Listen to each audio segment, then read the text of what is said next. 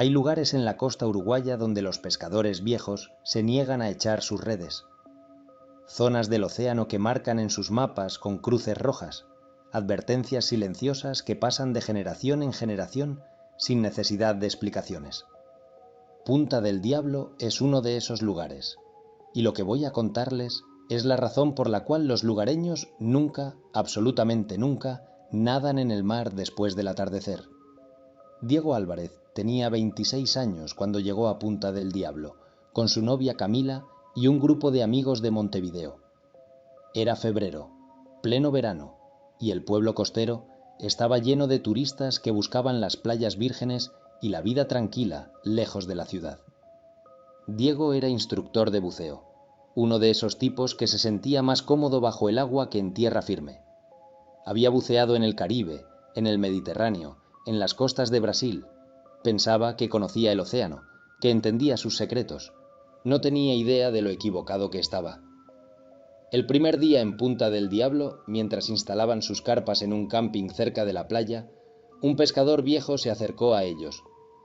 Tenía esa piel curtida por décadas de sol y sal, ojos que habían visto demasiado mar.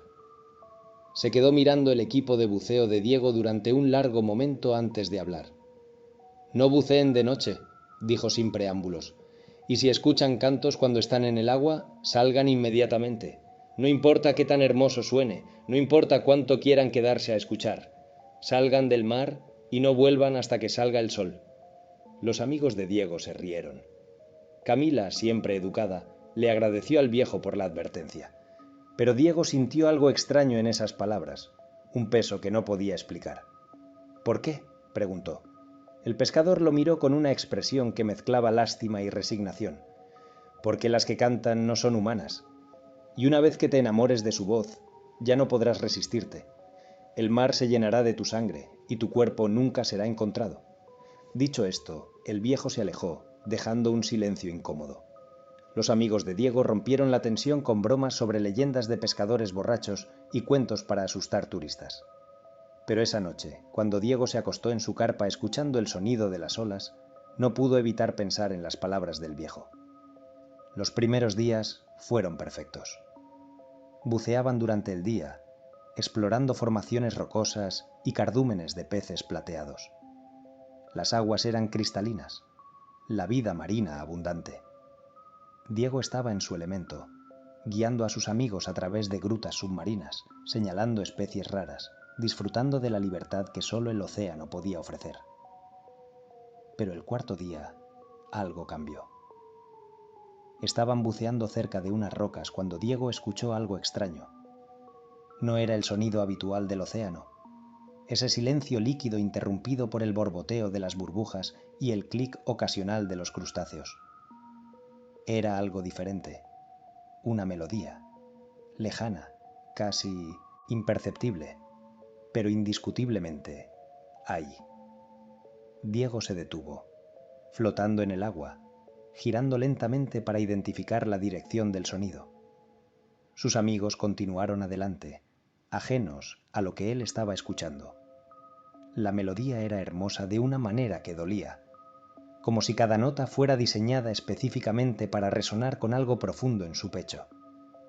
Sintió una urgencia casi irresistible de nadar hacia ella, de encontrar la fuente. Pero entonces recordó las palabras del pescador.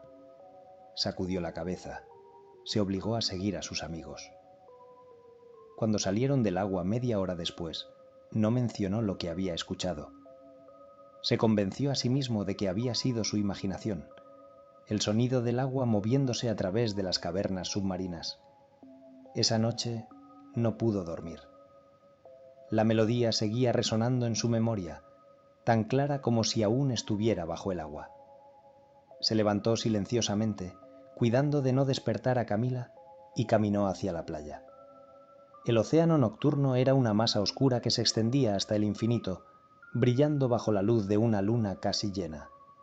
Y entonces la escuchó de nuevo. Pero esta vez no estaba bajo el agua. Venía directamente del mar, flotando sobre las olas como niebla. Era un canto, múltiples voces entrelazándose en una armonía imposible. Diego conocía música. Había estudiado teoría musical en la universidad antes de dedicarse completamente al buceo. Y esto desafiaba todo lo que sabía sobre cómo funcionaba el sonido. Las voces no cantaban en ningún idioma que pudiera reconocer, pero de alguna manera comprendía el significado. Hablaban de soledad, de los secretos guardados en las profundidades, de belleza y terror entrelazados de manera inseparable. Hablaban de hambre, un hambre antigua como el propio océano. Diego se encontró caminando hacia el agua sin recordar haber tomado la decisión de moverse. El mar lamía sus pies descalzos, frío, pero de alguna manera invitante. Dio otro paso, y otro. El agua le llegaba ya a las rodillas cuando una mano lo agarró del hombro con fuerza brutal. Era Tomás, uno de sus amigos, con los ojos muy abiertos y expresión de terror. «¿Qué mierda estás haciendo?», gritó por encima del sonido de las olas. «Te estábamos llamando hace 5 minutos y no respondías. Estabas caminando directo hacia el mar como un zombi». Diego parpadeó, confundido. ¿5 minutos? Le había parecido solo unos segundos. Miró hacia el océano y el canto había cesado. Solo quedaba el sonido normal de las olas rompiendo contra la orilla. Dejó que Tomás lo llevara de vuelta al camping, pero durante todo el camino sentía el llamado del mar como un anzuelo clavado en su pecho. Camila estaba despierta cuando regresaron, preocupada. Diego le contó todo, esperando que lo tranquilizara, que le dijera que eran solo alucinaciones producto del cansancio. Pero en lugar de eso, ella se puso pálida. «Diego, hay algo que no te conté. Ayer, mientras buceábamos, vi algo». Pensé que era mi imaginación, que el sol creaba ilusiones en el agua, pero vi una figura, una mujer, creo, nadando entre las rocas. Pero no llevaba equipo de buceo, y la forma en que se movía no era natural, era como si el agua misma la impulsara. Los otros también comenzaron a compartir sus experiencias. Marcos había sentido algo rozar su pierna bajo el agua, algo que no era un pez. Lucía juraba haber visto sombras moviéndose en las profundidades, demasiado grandes y demasiado rápidas para ser tiburones. Todos habían ignorado estos incidentes, racionalizado, explicado. Pero ahora, al ponerlos todos juntos, formaban un patrón aterrador. Decidieron hablar con el pescador viejo a la mañana siguiente. Lo encontraron remendando redes en el pequeño puerto. Cuando les vio llegar, su expresión se endureció. «Las escuchaste, ¿verdad?», le dijo directamente a Diego. No era una pregunta. Diego asintió. El viejo suspiró, dejó sus redes y les hizo señas para que lo siguieran a un bar vacío cerca del muelle. Una vez sentados, con tazas de café humeante frente a ellos, comenzó a hablar. «Mi abuelo era pescador, como lo fue su padre y el padre de su padre. Esta costa tiene una historia que la mayoría de la gente no conoce o no quiere creer. Hace casi 200 años, un barco portugués naufragó en estas aguas. Llevaba algo en su bodega, algo que habían capturado en las costas de África. Jaulas especiales, hechas de hierro bendecido, que contenían criaturas». El viejo hizo una pausa, mirando su café como si pudiera leer el futuro en las ondas del líquido oscuro. Los portugueses las llamaban sereias, sirenas, pero no eran las criaturas románticas de los cuentos de hadas. Eran depredadores antiguos, anteriores a la humanidad. Cuando el barco se hundió, las jaulas se rompieron y ellas quedaron libres en estas aguas. Tomás se rió nerviosamente. «Vamos, ¿esperas que creamos en sirenas?». El pescador lo miró con ojos que habían perdido toda calidez. «He visto a 16 hombres desaparecer en estas aguas en mi vida. Buenos nadadores, pescadores experimentados. Todos escucharon el canto. Todos pensaron que podían resistirlo. Ninguno volvió. Bueno, eso no es del todo cierto. Algunos volvieron, en pedazos, o flotando boca abajo con expresiones de éxtasis en sus rostros ahogados y marcas de dientes que ningún animal conocido podría haber hecho». El silencio que siguió era tan denso que podía cortarse. Camila tomó la mano de Diego, apretándola fuerte. «¿Qué podemos hacer?», preguntó con voz temblorosa. «Irse», respondió el pescador sin dudar. «Irse hoy. No esperen al fin de semana. Porque una vez que te marcan, una vez que escuchas su canto y sobrevives, te quieren más. Eres un desafío. Y volverán por ti, cada noche, cantando más fuerte, más dulce, hasta que no puedas resistirte. Deberían haber escuchado, deberían haberse ido ese mismo día. Pero el orgullo es una cosa poderosa, y Diego era demasiado racional, demasiado moderno para huir basándose en supersticiones. Convenció a sus amigos de quedarse una noche más, solo una, y tomarían precauciones. Dormirían lejos de la playa, se turnarían para vigilar. Todo estaría bien. Esa noche el canto comenzó a las 11. Diego estaba despierto, en su turno de vigilancia, cuando las voces se elevaron desde el mar, pero esta vez eran diferentes, más fuertes, más claras, más hermosas de una manera que era casi dolorosa. Y no cantaban en ese idioma desconocido. Cantaban en español, cantaban su nombre. Diego, Diego, ven con nosotras. El mar te espera. Tenemos tanto que mostrarte. Tal belleza en las profundidades, tal placer. Ven, ven, ven. Se tapó los oídos, pero el sonido no venía de afuera. Resonaba dentro de su cráneo, vibraba en sus huesos. Vio que sus amigos se removían inquietos en sus sacos de dormir, atrapados en sueños perturbados. Todos, excepto Camila, que despertó y lo miró con terror. «Yo también las escucho», susurró. «Diego, ¿qué nos está pasando?». Antes de que pudiera responder, Marcos se levantó como un autómata. Sus ojos estaban abiertos pero vidriosos, sin ver realmente. Comenzó a caminar hacia la playa. Tomás y Lucía lo siguieron, moviéndose en perfecta sincronía, como marionetas controladas por hilos invisibles. Diego y Camila corrieron tras ellos, gritando, tratando de detenerlos, pero era como intentar mover estatuas. Sus amigos eran más fuertes de lo normal, impulsados por algo más allá de la voluntad humana. Para cuando llegaron a la playa, los tres ya estaban en el agua hasta la cintura, caminando más profundo, inexorablemente hacia el mar oscuro. Y entonces Diego las vio, emergiendo de las olas como pesadillas hechas carne. Eran hermosas de la manera en que un depredador perfecto es hermoso. Torsos de mujer, piel pálida que brillaba con una luminiscencia fantasmal. Pero donde deberían haber estado sus piernas había colas, no como las de peces, sino algo más antiguo, más terrible. Escamas que cambiaban de color con cada movimiento, aletas translúcidas que se desplegaban como velas. Y sus rostros, Dios, sus rostros, eran perfectos y completamente inhumanos al mismo tiempo. Ojos demasiado grandes, demasiado negros, sin blancos visibles. Bocas que se abrían más de lo que cualquier boca humana debería, revelando filas de dientes afilados como agujas.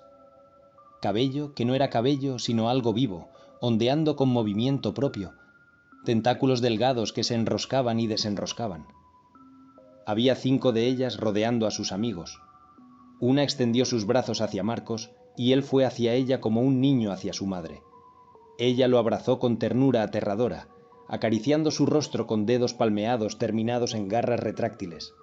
Y entonces cantó, solo para él, una melodía tan hermosa que Diego sintió lágrimas correr por su rostro. Marcos sonrió, una expresión de puro éxtasis, y la sirena lo besó. Su boca se expandió, cubriéndola de él, y Diego vio con horror cómo comenzaba a alimentarse. No de una manera violenta, sino casi amorosa, drenando la vida de Marcos mientras él la abrazaba, completamente entregado a su propia muerte. Camila gritó, rompiendo el hechizo que había mantenido a Diego paralizado. Corrió hacia el agua, pero Diego la agarró, la sostuvo mientras ella luchaba y gritaba los nombres de sus amigos. Las otras sirenas ya habían tomado a Tomás y Lucía, envolviéndolos en sus abrazos mortales. Una de las sirenas, la más grande, con escamas que brillaban con tonos de plata y negro, se volvió hacia Diego. Sus ojos eran pozos de oscuridad antigua y cuando habló, su voz era la misma que había estado cantando en sus sueños. Diego, buceador, conocedor del mar, te hemos estado esperando. Los otros son solo aperitivos, tú eres el banquete, tienes el sabor del océano en tu sangre, años de inmersión en nuestro dominio. Serás delicioso, y cuando te hayamos consumido, tu esencia se quedará con nosotras para siempre, nadando en las profundidades, parte de nuestra canción eterna. Diego retrocedió, arrastrando a Camila con él, pero las sirenas no los siguieron más allá de donde las olas rompían. Había un límite invisible que no podían cruzar, al menos no todavía. La líder sonrió, mostrando demasiados dientes. Corran si quieren, pero volveremos a cantar, y cada noche nuestra canción será más fuerte. Eventualmente vendrás a nosotras por voluntad propia. Siempre lo hacen. Diego y Camila corrieron. Recogieron solo lo esencial de su campamento y condujeron toda la noche, alejándose de Punta del Diablo tan rápido como el auto lo permitía. Cuando el sol salió, estaban a 200 kilómetros de distancia. Deberían haber estado a salvo. Pero esa noche, en un motel barato de carretera, Diego escuchó el canto de nuevo, más débil, pero presente. Las sirenas podían alcanzarlo incluso en tierra, a través de cualquier cuerpo de agua. Escuchó su voz emergiendo del grifo del baño, del tanque del inodoro, de un vaso de agua sobre la mesita de noche. Los días se convirtieron en semanas. Diego se negaba a bañarse, bebía solo agua embotellada, evitaba cualquier cuerpo de agua. Pero no era suficiente. Las sirenas eran pacientes. Su canto se filtraba a través de charcos de lluvia, de la humedad en el aire, del propio sudor en su piel. Estaba perdiendo peso, durmiendo apenas, volviéndose paranoico. Camila intentó ayudarlo. Lo llevó a psiquiatras, a curanderos, a sacerdotes. Nada funcionaba, porque el problema no estaba en su mente. Era real. Tan real como el océano que lo llamaba cada noche con voces que prometían paz, belleza y una muerte estática. 2 meses después de aquella noche terrible, Diego tomó una decisión. No podía seguir así, huyendo, escondiéndose, viviendo en un constante estado de terror. Había 2 opciones. O encontraba una manera de romper el vínculo con las sirenas, o se rendía y aceptaba su destino. Volvió a Punta del Diablo, buscó al pescador viejo, pero la gente del pueblo le dijo que había muerto una semana antes. Un ataque al corazón, dijeron, pero Diego vio la verdad en sus ojos evasivos. El viejo había ido al mar finalmente, después de resistir durante toda su vida. En la casa del pescador, ahora vacía, Diego encontró un diario. Páginas y páginas escritas, con letra temblorosa, documentando décadas de encuentros con las sirenas, y al final, una entrada que le heló la sangre.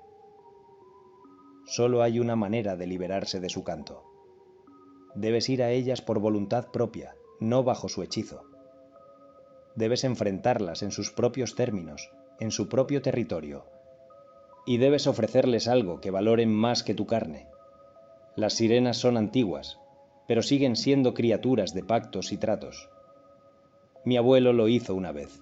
Ofreció su voz, la capacidad de cantar, a cambio de su libertad. Vivió el resto de su vida en silencio, pero vivió. Yo he sido un cobarde. He evitado el mar durante 50 años, pero el canto nunca se detiene, nunca desaparece. Moriré en mis términos, no en los suyos. Diego leyó y releyó esa entrada durante horas. ¿Qué podía ofrecer él que las sirenas valoraran más que su vida? No tenía nada especial, ningún talento único. Era solo un buceador, un hombre ordinario atrapado en circunstancias extraordinarias. Pero entonces lo comprendió. Tenía exactamente lo que necesitaban: conocimiento. Él conocía el océano moderno de una manera que ellas, atrapadas en sus territorios de caza tradicionales, no podían. Conocía las rutas de los barcos, los patrones de migración cambiantes de los peces debido al calentamiento global, las nuevas tecnologías de pesca. información que podría ayudarlas a cazar más eficientemente, a evitar las redes y anzuelos humanos, a prosperar en un océano que cambiaba rápidamente. Esa noche, Diego caminó hacia el mar, pero esta vez iba armado, no con armas, sino con conocimiento y determinación. Llevaba mapas marinos, datos de corrientes, información que había recopilado durante años de buceo profesional. Y llevaba una propuesta. Las sirenas lo estaban esperando. Emergieron de las aguas como sueños líquidos, rodeándolo mientras él caminaba mar adentro hasta que el agua le llegaba al pecho. La líder, con sus escamas plateadas y negras, nadó en círculos a su alrededor como un tiburón evaluando a su presa. «Finalmente vienes a nosotras, Diego. ¿Estás listo para cantar con nosotras en las profundidades?» «No», respondió Diego, y su voz era firme a pesar del terror que sentía. «Vengo a hacer un trato. Tengo algo que necesitan. Información sobre el océano moderno, sobre cómo ha cambiado el mundo desde que quedaron atrapadas en estas aguas. A cambio, quiero mi libertad y la de cualquier otro que hayan marcado». Las sirenas se detuvieron. Por primera vez, parecían intrigadas. La líder se acercó, estudiándolo con esos ojos negros insondables. «Hablas con valentía para alguien tan cerca de la muerte. ¿Qué te hace pensar que no simplemente tomaremos lo que sabemos y te consumiremos de todos modos? Porque soy más valioso vivo que muerto. Puedo actualizar la información regularmente. El océano cambia cada año. Puedo ser su enlace con el mundo humano, advertirles de peligros, señalarles oportunidades. Un recurso renovable en lugar de una comida única». Hubo un largo silencio. Las sirenas se comunicaban entre ellas en un idioma de clics y silbidos bajo el agua. Diego esperó, con el corazón latiendo tan fuerte que estaba seguro de que podían oírlo. Finalmente, la líder habló. «Tu oferta es interesante, pero requiere confianza. ¿Cómo sabemos que cumplirás tu parte del trato una vez libre de nuestro canto?» Diego había anticipado esta pregunta. «Porque el mar es mi vida. No puedo nunca más bucear, nunca más nadar si ustedes me marcan. Me están quitando lo que más amo, pero si hacemos este trato, puedo volver al océano. Puedo vivir la vida que quiero vivir. Tengo todos los incentivos para mantener mi palabra». Las sirenas conferenciaron de nuevo. Cuando la líder se volvió hacia él, algo había cambiado en su expresión. Seguía siendo inhumana, pero había un destello de algo que podría haber sido respeto. «Muy bien, Diego buceador. Aceptamos tu trato, pero con condiciones. Cada luna nueva vendrás a estas aguas y nos traerás información. Si faltas aunque sea una vez, si intentas engañarnos, el pacto se rompe y volveremos a cantarte. Y esta vez no habrá negociación. ¿Aceptas?» Diego pensó en Camila, en la vida que querían construir juntos.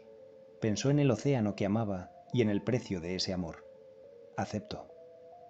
La líder extendió su mano. Diego la tomó sintiendo las escamas frías y húmedas contra su piel. Sintió algo fluir entre ellos, un poder antiguo sellando el pacto, y entonces el canto que había atormentado sus noches durante meses simplemente se detuvo. El silencio en su mente era tan completo que casi dolía. «El pacto está sellado», dijo la líder. «Eres libre, Diego. Pero recuerda, cada luna nueva, no lo olvides». Las sirenas desaparecieron bajo las olas, dejándolo solo en el mar nocturno. Diego caminó de vuelta a la orilla, temblando no de frío sino de alivio abrumador. Había sobrevivido. Había negociado con monstruos y vivido para contarlo. Eso fue hace 3 años. Diego cumple religiosamente su parte del trato. Cada luna nueva viene a punta del diablo y camina hacia el mar con una tablet impermeable llena de datos sobre corrientes marinas, rutas de barcos, cambios en la temperatura del océano. Las sirenas escuchan, aprenden y lo dejan ir. Ha vuelto a bucear, pero nunca de noche. Ha reconstruido su vida con Camila. Tienen una hija ahora, una niña de 1 año que ama chapotear en la piscina. Diego nunca le ha contado a Camila sobre el pacto exacto que hizo. Ella sabe que va a punta del diablo una vez al mes, pero cree que es terapia, una forma de procesar el trauma de aquella noche terrible. Tal vez lo es, en cierto sentido, porque cada vez que se encuentra con las sirenas, cada vez que cumple su parte del trato, se recuerda a sí mismo que hay cosas en este mundo que existen más allá de la comprensión humana, que el océano que ama también alberga horrores antiguos y que la línea entre la belleza y el terror es tan delgada como la superficie del mar.